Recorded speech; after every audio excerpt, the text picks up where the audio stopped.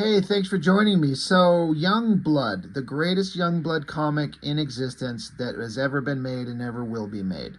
Um, Alan Moore. He's just an absolute genius. I talked about this quite extensively on the previous video that I did, where I was going to go over Youngblood #1, and then I was just going to really quickly go over the little 8-page beginning story in this awesome holiday special, but ended up taking more time than I thought. So I'm like, oh, let's just break it up into a separate video. So we've got the build up to the team right here, where Alan Moore takes over and dismantles, disassembles, and gets rid of all the characters of the team except Shaft, and we're introduced to the new team of Youngblood characters, including a brilliant scientist, technological guy, a guy in a wheelchair who makes these giant robot construct like Jaeger machines, like from Pacific Rim, and then we've got this mysterious woman of the night, Twilight. We've got Suprema, who's basically Superwoman, but like goody two-shoes from the 40s. We got this kid who can create holographic images around his body from the suit he invented. And then the cute blonde girl, that's the speedster, and she's super, super fast. And we're going to get just a hint of just how quick she can actually be coming up in this next comic. And the team kind of starts putting itself together, and they're no longer a government team. They're just funded by this separate guy, this old man that wanted to kind of relive his glory days because he used to be a hero in the 40s. And he wants to relive his glory days. And so he's funding a new team since Youngblood got disbanded and Shaft needed something to do. So they put together this team and end with them fighting this character named Stormhead. And it's kind of like the first adventure that they were going to have. And it ended there. Just 8 pages of brilliance. And so we got Youngblood issues 1 and 2. We're going to look at issue 1. And it's been so long. It's been since 1998. Yeah, December of 97, and then this comes out in 98. That is so long ago. I feel like when I think of Youngblood, this Alan Moore series, this is the issue that comes to mind. I honestly forgot that there was an issue 2 until I dug them out. I'm like, oh, right. They're both brilliant, but this first one is the one that stuck out in my head. And I honestly can't remember if I read the build-up to it in this thing. I think what may have happened is that I picked this up because it has Liefeld on the cover. It has Ian Churchill's Coven on the backside. There's 4 short stories in it. And I probably saw this short story to the introduction of the new Youngblood and probably just dismissed it as whatever. And so I went skipping by it and then read this and then eventually come back and found the build-up to it in this book. I feel like that may have been what happened. Again, it's been so long, I can't remember. But when I think of this series, this single issue, when I got done reading this, I was blown away. It was not the first thing I'd ever read from Alan Moore. I don't think I'd read Watchmen yet. I think the things that I'd read from Alan Moore up to this point were Wildcats and Spawn crossover. And I remember reading that going, everyone talks about this Alan Moore guy as being this brilliant genius, and I did not understand. Like, what the fuck are you people talking about? This was not entertaining at all. I did not get it. But I think it may be that this comic right here is the first time I read something and just went, holy shit, this is just an entirely different way of making comics, which is like, it's not like radically different, it's just so smartly put together, and how things flow from one scene to another, the dialogue in the characters, how they talk, how they interact, how much you get to know these characters as actual people in one single issue in a way that you don't get anything even resembling anything close to it in all the Liefeld stuff ever. I started to understand very quickly the brilliance of Alan Moore and what he can do.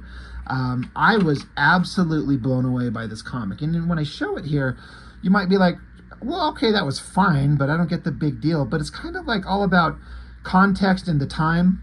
What was Youngblood like previously to this? Big, flexing, angry, muscly guys and girls screaming at each other, punching each other. And that's it. That's all it ever was. There was nothing ever more to it than this. And this is such an entirely different thing. It's just completely different.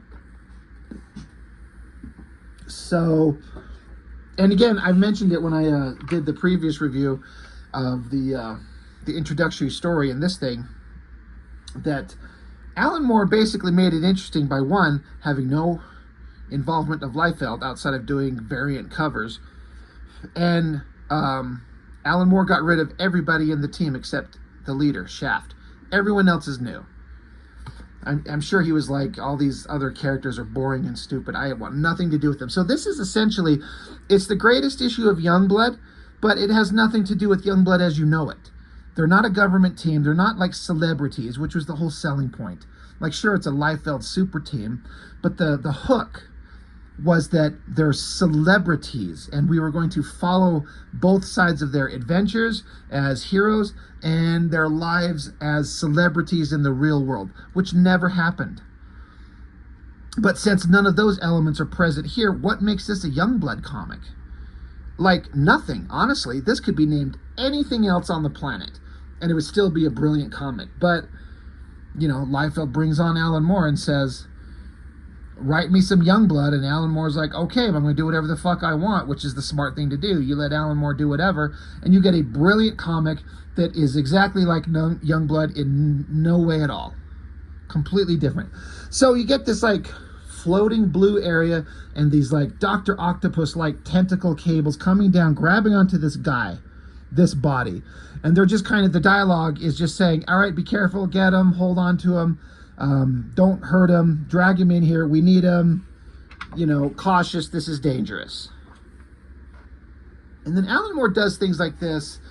I've kind of noticed several times. There's a little bit in that prologue, and then in this comic and the next one, where there's two different things going on, and some of it is up front in the foreground, and then stuff in the background. And it's brilliant writing.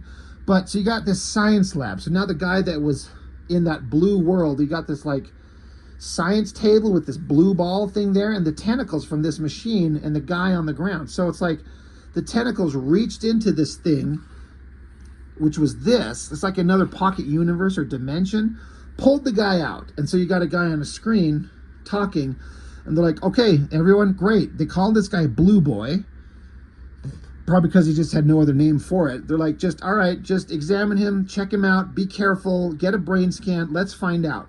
Meanwhile, the body that's on the ground, he's just lying there, and then its eyes open up. So the scientist guys keep talking back and forth.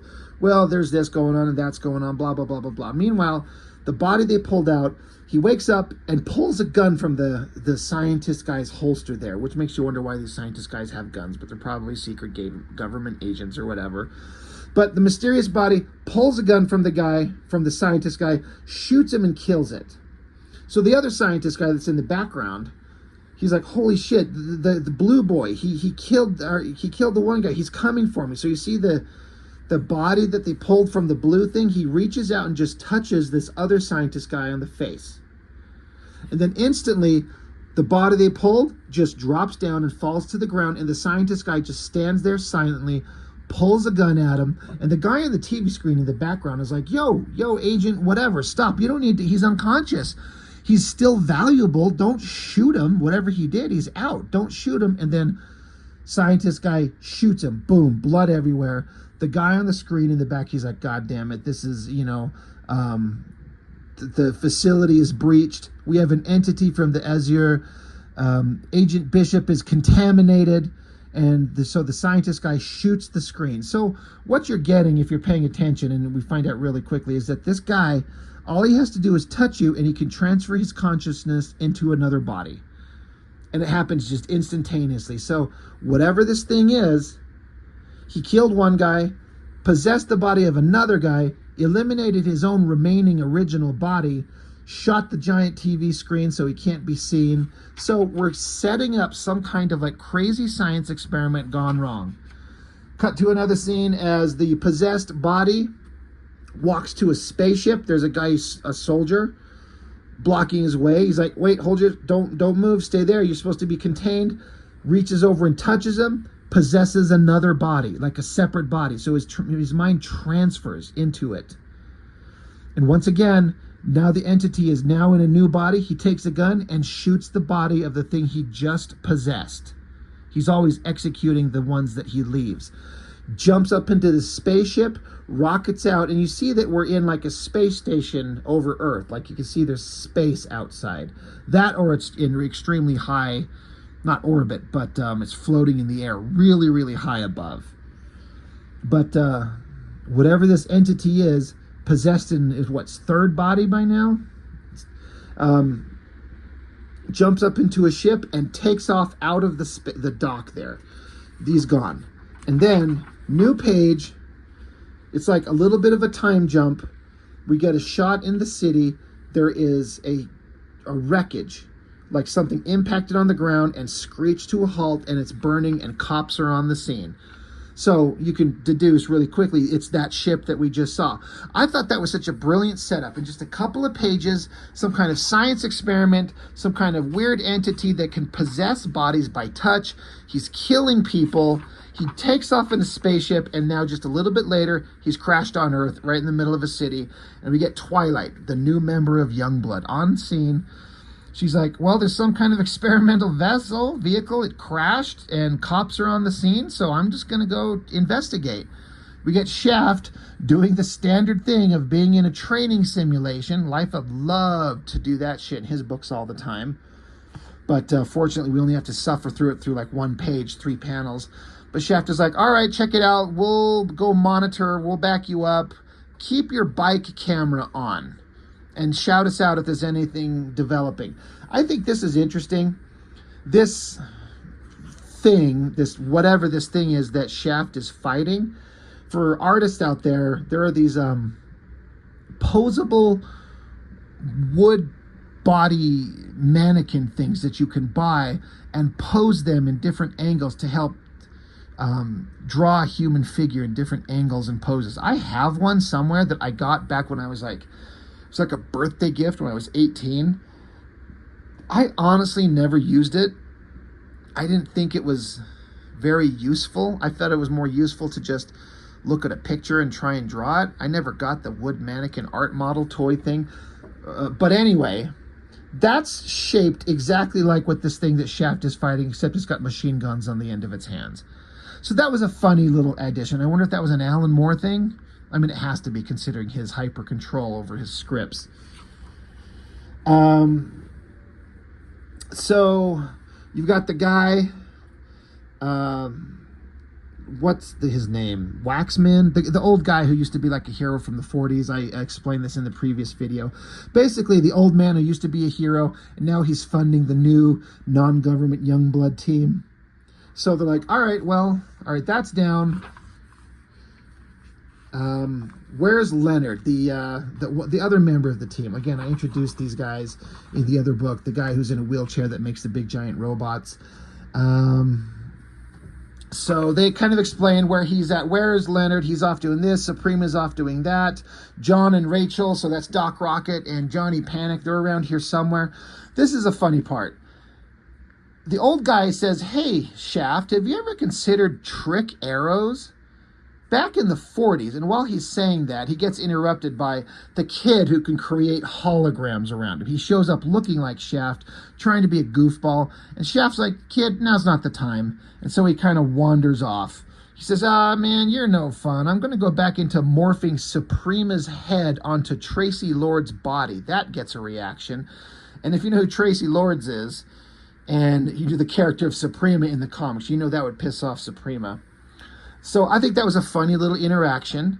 But anyway, the old guy continues talking to Shaft. He's like, anyway, trick arrows. In the 40s, all the archer types had them. The Black Bow from the 5-Foot Soldiers of Freedom, he used boomerang arrows. And, well, actually, thinking about the way Black Bow met his tragic and ironic end, that's probably not such a good choice. Now, the American archer back in the 50s, he used nuclear arrows and, actually, that's another bad example. Oh yeah, I know, Quiver Queen from the Girl Gladiators. I remember she once had this hairspray arrow, and Oh, yeah, that's right. No, forget her. Captain Crossbow, on the other hand. So this funny little exchange of dialogue, how all the characters from back in the 40s and 50s that used bow and arrows had trick arrows, but they all died because of them. That was some funny conversations that they were having there. I thought that was so great. But the story continues, like on the monitor, on the screen, in the background, we're seeing like the video footage of Twilight, who's investigating the crashed ship from the monster who appeared at the beginning. We get to see that, and then we close in on the monitor, and then we go into real time, her on the scene. So she's like, yo, hey, is everyone okay? I'm Twilight from the new Youngblood officer. There's a cop here. He says, were there survivors from that wrecked vehicle? And if you look up close on it, the cop is standing here. The cockpit to the ship is open, and there's a body like laying over the edge of the cockpit, unconscious, not moving, and just lying there. And so the cop is unmoving. And, you know, Twilight says, were there any other survivors? And the cop says, yes.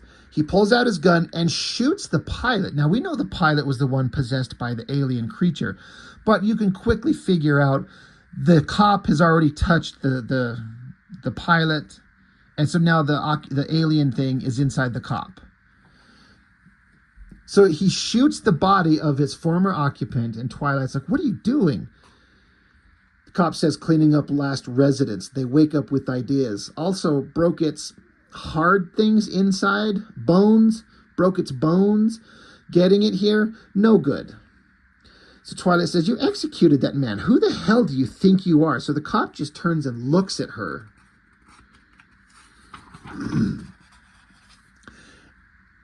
And then this is, again, one of the most incredible, like, genius depictions of super speed I had ever seen in comics. Now, I don't read a lot of comics that I can think about where there's, like, a speed character as the main focus. Like, I don't read a lot of DC comics, so I don't know how the Flash, for example, has been portrayed in comics in terms of how speed is done. I do remember, like most of us, watching those X-Men movies where they had, what's that actor's name that played Quicksilver in Days of Future Past and then Apocalypse, and watching how fast that guy could go. It made me realize, like, a character with that kind of level of hyper speed would be one of the most powerful superheroes out there ever. And the speedsters are never the fun ones or the interesting ones, really. It's always the leader or the dark, mysterious guy or the guy with knives for hands or some shit. No one gives a shit about the speedster. This kind of made me rethink about the powers of people that can go really fast. And again, as we've seen already kind of twice, where there's a story going on up front, but then there's something going on in the background, we do it again. And so I'm going to talk about the thing that's going on in the background on the TV monitor, because the cop, as we know, is possessed. Twilight does not know. So in the monitor, in the background, the cop reaches for Twilight's face, and she's just casually grabbing at his hand. You know that she's not worried about some regular human cop. But the instant that they touch, in the monitor, the cop drops to the ground. Twilight just stands there kind of motionless, takes his gun, turns and points it at him, and you can see that she's pulled the trigger. The slide on his Beretta has slid back, and his spent shell casing is coming out the top, but the bullet has not hit the cop yet. While all that is going on in the background, we cut back to Johnny Panic is talking about how he can program these little console spheres. He's got these little round balls that control his holograms. He says, anybody want to see me do that? What if, like, Gloria was really fat again? And Shaft says, hey, hold on, wait, never mind. Hey, did we get that write-up done? Because they don't know that this thing is going on. They haven't noticed on the TV monitor. But the girl, Doc Rocket, the speedster, she shows up, and she's like, yeah, hey, I was working on that report. Hey, wait, hey, everybody. And she says, am I missing something? Or is that Twilight that's about to shoot the policeman with his own gun? And we see Johnny Panic here with a little ball in his hand. He tosses it in the air. And he's like, geez, you're right. And Shaft says, oh my God, and then we jump into hyperspeed. Doc Rocket, the girl, she's standing there and she's gone. The only thing that's left there is her hat. So then we get these multiple panels of her changing her outfit and recording a voice communication back to them, but it's all happening in microscopic fractions of a second. She says, oh, great. That means I have to change my outfit while I'm running again. Not that anyone can see me. It's just a hassle. But she's like, you're going to pick this up on my throat microphone. It's going to sound like chipmunks on amphetamines or something, but just play it back slowly. I'm on the freeway heading towards Star Bridge and Star Beach. She says there, I'm getting close. I'm not really sure what's going on here. So as soon as you've played this through, get me some backup. She's like, God damn it, where did I put my compressed costume? I'm almost ready. I'm approaching Star City. Oh, she's like, all right, I'm here. I can see Twilight. She's shooting the cop. Let me just get this last boot on. So again, she's just going through this whole mindset of all the stuff that she does. She's changing her clothes, getting her shoes on. And all of this happened in a moment quicker than it takes a bullet to exit a gun and hit a cop less than a foot away. Because Twilight has fired the gun. And as we saw where Shaft and this kid were talking, he tossed the thing in the air. Right there on the screen, instantly next, Doc Rocket's on the screen. She grabs the cop and twists and tosses him out of the way before the bullet hits him. And they're like, and Shaft, he's continuing his dialogue that he started over here. He's like, oh my God, she's shooting him. She's, is that you up on the screen? And then her hat is still floating in the air there. So this is some of the most brilliant examples of comic book storytelling I've ever seen ever, especially at this time. As a kid, I was 20 years old, but now that I'm 48, I feel like I was a child. I've never seen anything like this. And I'm not saying stuff like this hasn't existed previous, but I can't read everything, and our first experience is our first experience. And this was incredibly interesting. It made me realize just the kind of stuff you can do in a comic book. I was mind blown by that. So yeah, Chef's like, Rachel, is that you up there on the screen? Oh, she's gone. The kid here, he's like, that half-second squeal on the tape monitor must have been her calling in. Let me play it back slowed down. So they see where she's saying, get me some backup. So Chef's like, all right, that's all we need to hear. Meet me down in Leonard's workshop. We'll need to take one of the brothers for transport. Where's Suprema when she's needed? And the kid's like, she's scrubbing away the red spot on Jupiter or something. So Shaft goes down to the warehouse area where the guy, Leonard, the guy in a wheelchair with the giant robots. Shaft's like, dude, we got to get going. Can you get us over there? Can you fly us up there? He's like, all right, like I'm the fucking chauffeur. All right, we can take Biggest since I just got his plating fixed up. Shaft says, we don't know what's going on. Twilight appears to have gone crazy. It may have been something to do with an experimental craft. I'm going to go to the armory and load up. I'll be back in a second. We got to get going. And then I love this shot because the scientist kid guy, he's sitting in his chair. He's on this little platform, and this giant robotic hand reaches from behind him and just gently picks him up because he controls these giant, like, Pacific Rim type mechas. So it just picks him up and takes him. It's such a brilliant, like, little secret way of showing these giant robot things without seeing them at all. Meanwhile, back with Doc Rocket and Twilight, Doc Rocket's like, okay, Linda, the cop's safe, but what's all this crap about? Why did you try to shoot him? She says, cleaning, getting rid of the used vessel.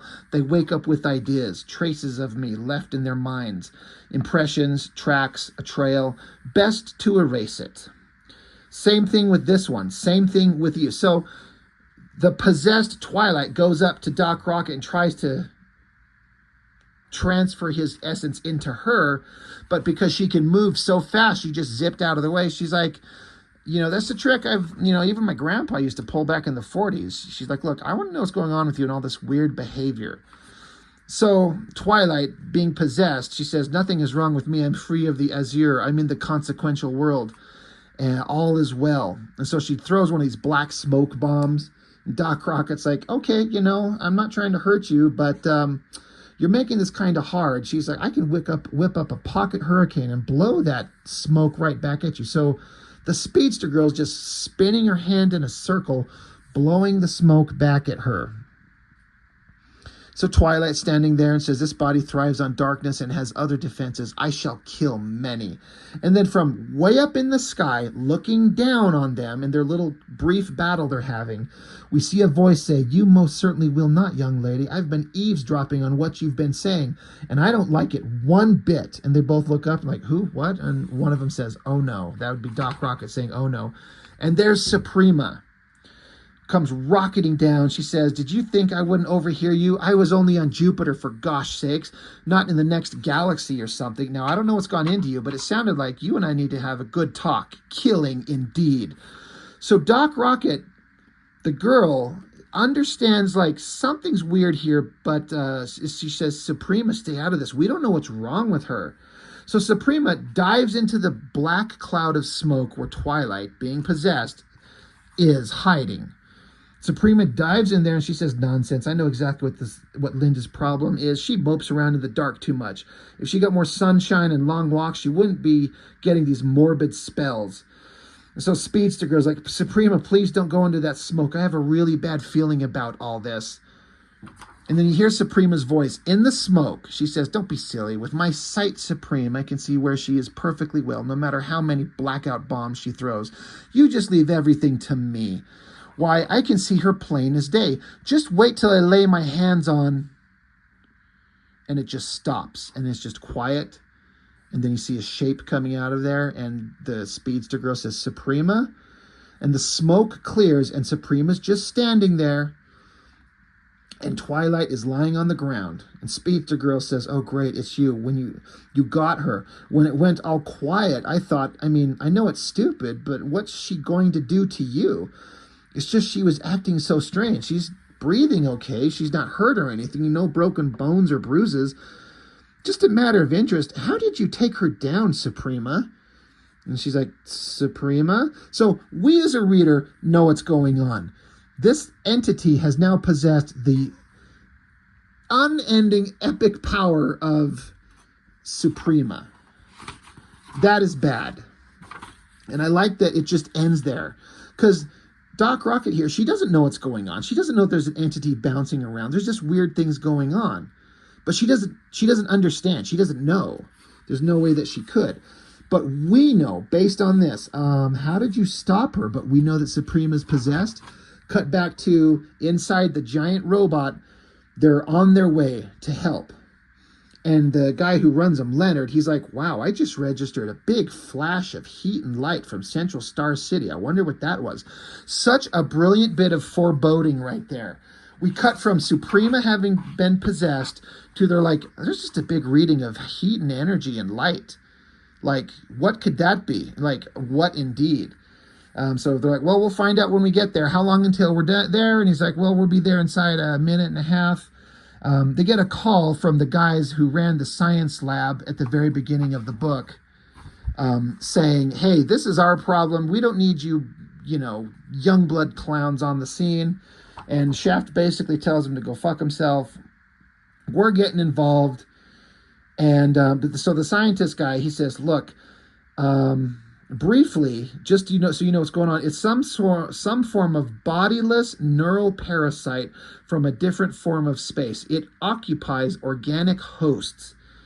Chef's like, host? You mean like people? Like two of our members, Twilight and Doc Rocket, are there right now lacking this information. The guy's like, yeah, that's why it's important that no superhumans come in contact with this creature. A possessed human is containable, but one of you people might not. Shaft says, well, Twilight's an ordinary human being, more or less. Doc Rocket has super speed, but that makes her less likely to be caught. And so Leonard, he says, hey, can you get rid of the guy on the computer screen? Biggest, when he says biggest, he calls his giant robots big brothers. Big brother. And there's different sizes of them. And they're in the biggest one they have. So he's in biggest brother, so he's just referred to as biggest. Biggest is about to touch down. They say, it looks like there's a fire down there. Maybe from that flash you detected. The scientist guy's like, you Youngblood guys got to stay out of there. And Shaft says, no, I got people down there. We're involved. And Shaft says, you can't tell Youngblood what to do anymore. We're not a government team. So, hey, open the door. Let us out. Let's go see what's going on. So I love all of this just happened inside the cockpit of the giant robot that's flying its way to the scene. And he said, we're going to touch down, we're going to land, and we just cut to, there's the giant robot standing in the middle of the city, and epic destruction everywhere. Just everything shattered and exploded, fires and everything. We haven't seen what happened, but we can guess. So Shaft and Johnny Panic are jumping out, and they're like, hey, get the giant robot to use the sprinkler systems to put out some fires. We got to get down there to see what's going on. So they zip down there on a line. Shaft is doing it with ease. The kid with the holograms is having a hard time because he's not used to this shit. And Shaft telling him to suck it up. You're part of a superhero team. So we got to figure out what's going on. And then suddenly, out of the blue, boom, this rocketing bit of motion comes zipping by. And it's Doc Rocket holding Twilight. And Shaft is like, Rachel, you soaked us. What's the big hurry all of a sudden? What happened to you? You're burned. And she's like out of breath. She's saying, I-beams. She caught me with her I-beams. I wasn't fast enough. So this girl, who's the most unbelievably fast character in the history of comics from way it seems, I know that's probably not exactly true. Everyone's going to be like, Flash is quicker than this, whatever. We've established that the speed with which she can travel is unbelievable. And she's saying that she wasn't fast enough. Who is she not fast enough for? Well, down comes Suprema, possessed by the alien entity, just blasts and blows everything away. And they're like, there's some alien parasite possessing her. We are so dead. And Shaft's sitting here thinking, dude, Waxy suggested nuclear arrows, and I just laughed. So Suprema continues saying, she says, this residence is perfect. There's nothing better. Has head rays, good for cleaning. And so then we hear a voice from behind Suprema. It's the giant robot. So it's Leonard, the guy controlling it. He's like, head cleaning. It's head rays, good for cleaning. He's like, oh, so you're an alien possessing her. You know what? So he basically stomps her into the ground. He kind of pieced it together, what was going on, realizes that she's possessed. So he stomps on her, like doesn't even hesitate. So possessed, Suprema says, so a bigger residence, but is it stronger than this one? We shall see. So they're going to fight hard. Shaft is yelling, okay, geez, everyone get back. Get Twilight out of here. Hell, get me out of here. So I like this human part of Shaft saying, get me out of here. We got to get out of here. We're all going to die. So now we get this another great big awesome splash page of Suprema just shooting lasers at Biggest Brother while the robot is shooting all these missiles at her. Big battle. And, Leonard inside it, he's like, I'm going to kick your fucking ass. And Suprema's like, oh, I understand. You are an organic form enclosed in an inorganic shell. You are no improvement on this body. You are not worth occupying. You are only worth destroying. So back down on the ground, Twilight finally regains consciousness. And like, holy shit, she's coming up. She's waking up. She's coming around. What the hell's going on? While Suprema's distracted for a minute, Shaft's like to the speedster girl. She's like, you got yourself burned. She's like, not badly. I can take care of myself later. She's like, what happened? What was going on? Twilight explains, it grabbed my head. Then there was just this blue thoughts. It's an occupant. It wants the perfect residence. And they're like, well, we think he found it with Suprema. What could be better than Suprema? Infinite and unending power and indestructible. So Johnny Panic, the kid with holograms, he's like, you know what? This isn't something I'm equipped to handle, so I'm just going to make myself invisible and get the hell out of here. And they're like, Shaft's like, are you fucking kidding me? You chicken shit? You're going to run? But hologram guy's like, I can't do anything to stop Suprema. What am I going to do here? So he makes himself invisible. And they kind of like, this entity, it has weaknesses. That's why it wants to be in the most secure body it can find to reduce its vulnerability. And it seems like they found the best thing it could possibly be in. While they're having this conversation, giant Big Brother in the robot suit's getting laser blasted down. He's coming crashing down, slams into the city. Everyone has to dive out of the way. And, Twilight saying, I've known Suprema since the 60s. There's practically nothing she can't do. She's like God's pushy big sister. So, Big Robot's down. It was just a distraction. And so now Suprema's coming for the remaining 3 members, Shaft, Doc Rocket, and Twilight. And they're like, well, what do we do? You know, how do we stop her? And so Suprema says, you have information. You are a trail. You must be wiped clean, talking to Twilight, who was possessed. And so Suprema's slowly floating over to them. She says, none of you are worth salvaging as residences. This form I possess is the most perfect in this continuum. So everything looks like everything's about to go to hell.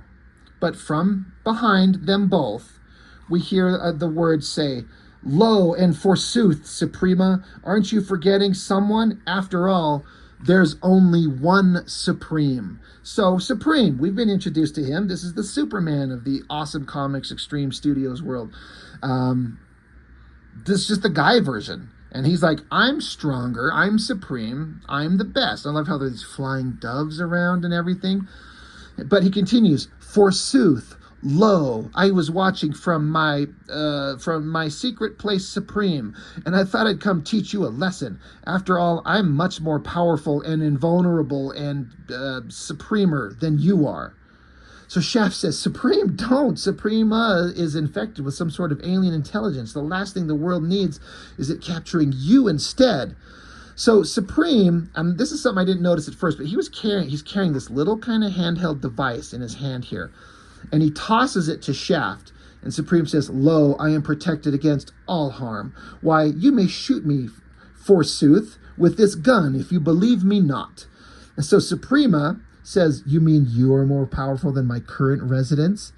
And Shaft, now that he's got this device, this gun, Shaft says, but this gun, isn't this the one that...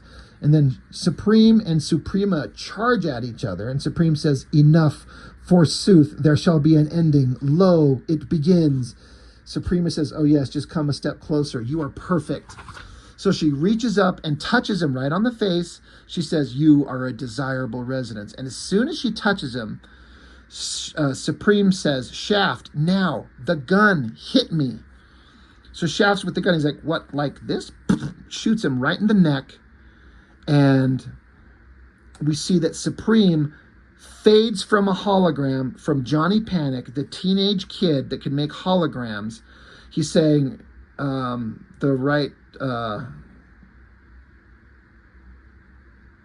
Well, he shoots him, but the entity has passed into, he'd gone from Suprema into what he thought was Supreme, but it's actually just a teenage kid. And the entity is saying, wait, I've been tricked. This body is weaker. This body is very weak.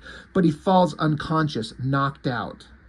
So the kid who said that he was going to bail because this is not a fight that he can do anything in, he just outthought them. He made himself look like a stronger vessel. And so she transferred her mind into him and then got himself knocked out. And so Speedster Girl, Doc Rocket's like, God, that was a smart move. Where does a wise-ass slacker like Johnny get his brains from? He lured him into him. So now they're holding him down. Like, well, what do we do with him? What do we do now? And then the scientist team from the first pages of the book, they show up. And they're basically like, hey, don't worry. We got it. We'll take care of it. They take and transfer the entity by touch into this monkey that they've got encased in a box. They're like, there, now he's transferred into this. Your guy's free of the entity, and we're going to take him and study him and see what's going on. Meanwhile, Suprema, she wakes up. She's like, what the hell's going on? What's going on?